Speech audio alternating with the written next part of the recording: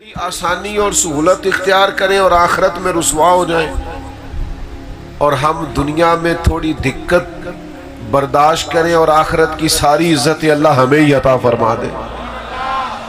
ہمیں آخرت کا سکھ درکار ہے۔ آخرت، دنیا میں جو لوگ سکھ تلاش کرتے ہیں وہ بہت سارے دھوکے میں ہوتے ہیں۔ کیوں؟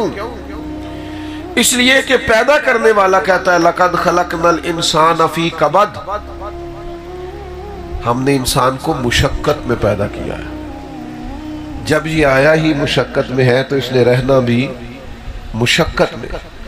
تو سکھ ڈھونڈنے کے نام پر پریشان نہ ہو، طاقتور اپنے ذہن کو کریں، پوری محنت کریں، جد و جہد کریں، کوشش کریں، لیکن اگر اللہ کی حکمت یہی ہو کہ ہم نے اسی طرح کی سادہ زندگی میں رہنا ہے تو پھر اپنے رب کریم کی حکمتوں پہ راضی رہیں۔ پھر کچھ ضروری ہے کہ ہر حال میں آپ پریشانی ہوں گے اور بے چینی ہوں گے اور معاذ اللہ ایسے جملے کہیں گے جو جائز ہی نہیں شریعت میں بول۔ تو ایک تو یہ بات ہو گئی۔ دوسری بات یہ ہوتی ہے کہ بعض لوگ نا انجانے خوف کا شکار ہوتے ہیں، ذرا پریشانی آئی نہیں اور ان کے ہاتھ پیر پھولنے لگتے، وہ کانپنے لگتے، ذرا سی باتوں کو ذہن پر سوار کرتے، انزائٹی، ڈپریشن، ٹینشن، ذہنی الجھاؤ، ٹوٹتی بکھرتی باتیں کرتے ہیں۔ نبی پاک صلی اللہ علیہ وسلم داعی اللہ ہے نا، تو حضور نے کہا جو رب سے ڈرے گا پھر وہ کسی سے نہیں ڈرے گا۔ سارے خوف محبوب نے دلوں سے نکال دیے لوگوں، ہر قسم کا خوف، ہر قسم کی ٹینشن، ہر قسم کی انزائٹی نکال دی۔ یہ ذرا روایت سنیے گا، آپ کے کلیجے کو ٹھنڈا کرے گی۔ ایک سفر اللہ کے رسول فرما رہے ہیں، تو چونکہ پیدل سفر تھا، گھوڑے پہ سفر تھا، تو کچھ صحابہ کہتے ہیں ہم پر تھکاوٹ کے آثار ہوئے، تو طے یہ پایا کہ کچھ دیر آرام کر لی جائے۔ تو صحابہ اس آرام کی غرض سے مختلف درختوں کے نیچے لیٹ گئے اور نبی کریم سے تھوڑا سا ذرا ہٹ کے لیٹے ادبن۔ فرماتے نبی پاک علیہ السلام تھوڑا سا دور، صحابہ کا خیال تھا کہ ادب کا تقاضا ہے کہ ہم ذرا سائیڈ پہ رہیں، تو محبوب کریم علیہ السلام ایک درخت کے نیچے حضور نے اپنی تلوار کو ٹہنی کے ساتھ لٹکایا اور نبی پاک وہاں لیٹ گئے درخت کے نیچے۔ تھوڑی دیر گزری، ایک کافر آ گیا،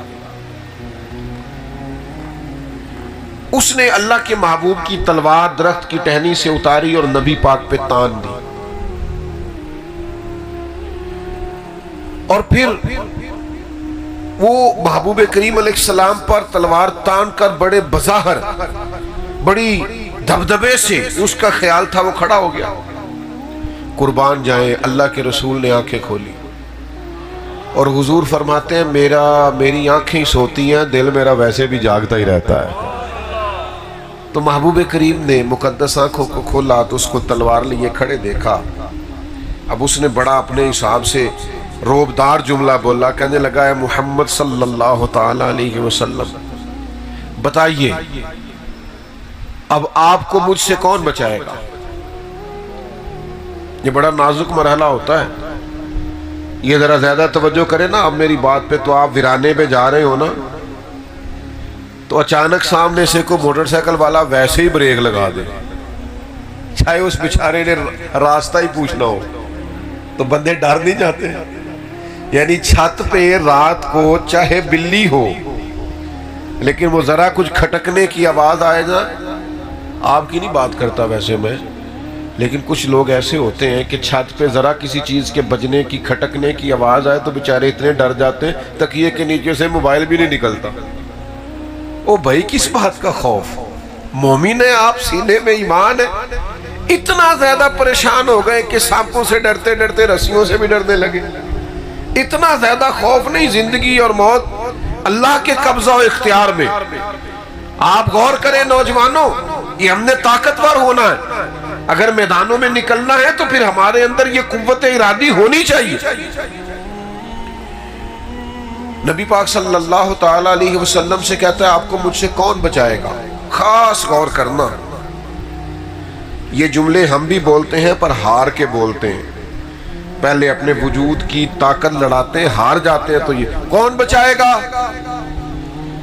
تو کوئی پریشانی نہیں، کوئی تیزی نہیں، بڑے اطمینان سے، بڑے وقار سے دیکھنے والے کہا کرتے ہیں اللہ اللہ، یاد آتا ہے خدا دیکھ کے صورت تیری۔ نبی کریم بڑے وقار اور اطمینان سے، اس نے کہا کون بچائے گا؟ تو حضور فرمانے لگے کیا کہتا ہے کون بچائے گا؟ فرمایا مجھے میرا اللہ بچائے گا۔ اسلحہ سامنے والے کے ہاتھ میں، بظاہر چیزیں اس کے قبضے میں، لیکن حضور فرماتے ہیں مجھے میرا اللہ۔ کرے آپ اللہ کا نام لیں، کون بچائے گا؟ بول کے بتائیے۔ آ جائے اگر کوئی وڈیرا ظلم کرنے کا ارادہ رکھتا ہے تو یاد رکھے ہمیں ہمارا اللہ بچائے گا۔ اگر کوئی سمجھتا ہے اقتدار، دولت، قوت، سیاسی چیزیں اس کے ہاتھ میں ہیں تو یاد رکھنا جیت اس کی ہوتی ہے جن کے ساتھ خدائی طاقتیں ہوتی ہیں۔ یہ سمجھ لے اچھی طرح سے، اللہ بچائے گا۔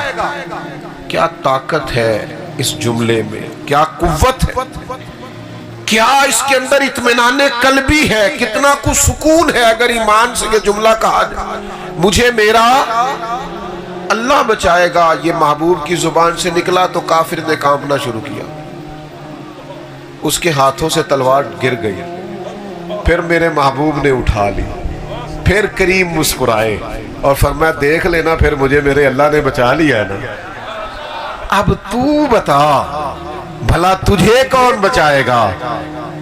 تو قربان جاؤں اے میرے مدینے کے محبوب، آپ کی شان پہ قربان جاؤں۔ کافروں کے سامنے بھی کیا تعارف ہے، مارنے آئے ہیں، تلواریں لے کے آئے۔ حضور نے فرمایا تجھے کون بچائے گا؟ تو بول پڑا، کہنے لگا میں نے سنا ہے آپ معاف بڑا کرتے ہیں۔ وہ اسیر دشمن کی چاہ میں بھی، مخالفوں کی نگاہ میں بھی، مخالفوں کی نگاہ میں بھی، مخالفوں کی نگاہ میں بھی وہ امی ہے، صادق ہے، معتبر ہے، میرا پیغمبر عظیم تر ہے۔ سنا ہے آپ معاف بڑا کرتے ہیں۔ تو حضور فرمانے لگے اگر تو نے سنا ہے تو جا میں نے معاف کیا، ختم ہو گئی بات، جا میں نے معاف۔ تو کتنا بھی خوف طاری ہو جائے، کتنی بھی آزمائش آ جائے، کتنا بھی آپ سمجھے ذہنی تناؤ ہو گیا ہے، کتنے بھی دشمن چڑھ آئے، تو یاد رکھیے گا ہمیں ہمارا اللہ کمزور نہیں ہونا، مایوس نہیں ہونا، پریشان نہیں ہونا، الجھ نہیں جانا، ڈر نہیں جانا۔ ہمارے کالم نگار ہیں تو انہوں نے ایک دفعہ کالم لکھا، کہنے لگے جی ایک گاؤں کا چودھری انتقال کر گیا، ایک بچہ اپنی دادی سے پوچھنے لگا اب کون چودھری بنے گا؟ تو اس نے کہا اس کا بیٹا۔ تو کہا اگر وہ بھی مر گیا؟ تو کہا اس کا بیٹا۔ کہا اگر وہ بھی مر گیا؟ کہا اس کا بیٹا۔ تو دادی کہنے لگی پتر سارا پنڈ بھی مر جائے تو چودھری نہیں بن لگا۔ انہوں نے یہ کالم لکھا، وہ چھپ گیا، پھر حوالے دیے کہ کچھ 4-5 سیاسی خاندانوں کا قبضہ ہے تو غریب کبھی بھی آگے نہیں آ سکتے۔ تو میں نے، میرا ان سے کوئی تھوڑا تعلق تھا، رابطہ تھا، میں نے ان کو فون کیا، میں نے کہا آپ لوگوں کو مایوس کر رہے ہیں، کس نے آپ کو کہا ہے غریب کا بچہ چودھری نہیں بن سکتا؟ کس نے کہا آپ کو؟ آپ کیوں غریبوں کے بچوں میں مایوسی پھیلاتے ہیں؟ آؤ میرے ساتھ میں تمہیں دکھاؤں غریبوں کے بچے چودھری بنے ہوئے ہیں۔ آپ اٹھ باندھ کمر کیوں ڈرتا ہے؟ پھر دیکھ خدا کیا کرتا ہے۔ آپ لوگوں میں غریبوں کے بچوں کو مایوس کر رہے ہیں۔ میں تمہیں دکھاؤں چودھری کے بچے نے تعلیم حاصل نہیں کی اور وہ دفتر کے باہر گن مین لگا ہوا ہے، اور غریب کے بچے نے پڑھا ہے تو وہ اسی دفتر کے اندر بہت بڑا آفیسر بنا ہوا ہے۔ آپ بچوں سے کہیں پڑھو آگے نکل جاؤ گے، تعلیم حاصل کرو، وقار قائم کرو، بنو گے چودھری، کیوں نہیں بن سکتے؟ نکلو گے آگے، کیوں نہیں نکل سکتے؟ مایوسی نہیں، گھبراہٹ نہیں، پریشانی نہیں، آزمائش نہیں، بس مسلسل محنت، مسلسل جد و جہد، مسلسل کاوش۔ پیارے بھائی کیمرے والے اگر آپ بیٹھ جائیں تو آپ کا بہت شکریہ، اللہ سلام۔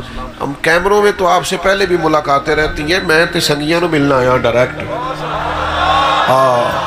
تو یہاں کئی ایسے بھی بیٹھے ہیں جن سے میں پرسنل بھی ملنا چاہتا ہوں، پر اب ہجوم میں سب سے ملا تو نہیں جا سکتا، تو چلو آمنے سامنے تو بیٹھ گئے ہیں نا، مچ بال عشق دا سیکاں گے تے ایک دوجے نو ویکھاں گے، چلے یہ تو ہو سکتا ہے نا۔ تو آپ تھوڑی توجہ کریں بات پر اور غور کریں کیا کہہ رہا ہوں. اس طرح کے کئی خوف. اچھا جی، غربت کی بات بھی سمجھ میں آ گئی. کوئی تلوار لے کے آ جائے طاقتور ہو تو وہ بھی آپ کی سمجھ میں. ایک بیماریوں کا بھی خوف ہوتا ہے، ڈر ہوتا ہے فلانا بیمار ہو گیا پتہ نہیں کیا بنے گا. اور وہاں بھی حکیم بھی ڈراتے ہیں اور ڈاکٹر بھی آپ کو پتہ ہے جتنے پیسے اچھے ہوں اتنا ڈاکٹر اچھا مل جاتا ہے. اور غریب کے لیے آزمائشیں ہوتی ہے. سرکاری ہسپتالوں میں ایک ایک بیڈ پہ دو دو لوگ لیٹے. بیماری سے بھی بعض لوگ گھبراہٹ کا شکار ہوتے ہیں، تناؤ کا شکار ہوتے ہیں. بیماری بڑی پیاری ہوتی ہے، بندے کے گناہ لے جاتی ہے. بیمار آدمی اللہ کے قریب ہو جاتا ہے، نفسانی قوتیں ختم ہو جاتی ہیں اس کی ساری قوتیں روحانی ہوتی ہیں. فرعون نمرود بیمار نہیں ہوتے تھے کیونکہ ان کو ڈھیل دی گئی. حضرت مولا علی شیر خدا رضی اللہ تعالیٰ عنہ فرماتے ہیں جو بیمار ہوتا ہے نا اسے تھوڑا بہت بیمار کر کے دنیا میں اللہ پاک کر دیتا ہے، آخرت میں سزا نہیں دے گا. پریشان نہ ہو، الجھے نہیں، ڈسٹرب نہ ہو. مینٹلی طور پر اپنے آپ کو مطمئن رکھیں، پروقار رکھیں، کلیجے کو ٹھنڈا رکھیں، روح کو تازہ رکھیں. بیماری آ جائے نا تو پھر محبوب کی طرف سے کبھی کوئی کڑوی چیز بھی مل جائے تو قبول کرنی چاہیے نا. جب بھی آپ بیمار ہونا تو اپنی تندرستی کے سال یاد کریں کہ بھلا میں کتنے سال تندرست رہا ہوں. تو بھئی تھوڑی بہت بیماری آ گئی تو ڈسٹرب ہو جانا، پریشان ہو جانا، الجھ جانا، خوف کھانا، پتہ نہیں اب کیا بنے گا، پتہ نہیں بچوں گا کہ نہیں بچوں گا، یہ درست. بھئی جس رب نے محبوب نے کرم نوازیاں کی تھی اس نے تھوڑی سی تکلیف بھی دے دی تو قبول کرنی چاہیے نا، قبول کرنی چاہیے نا.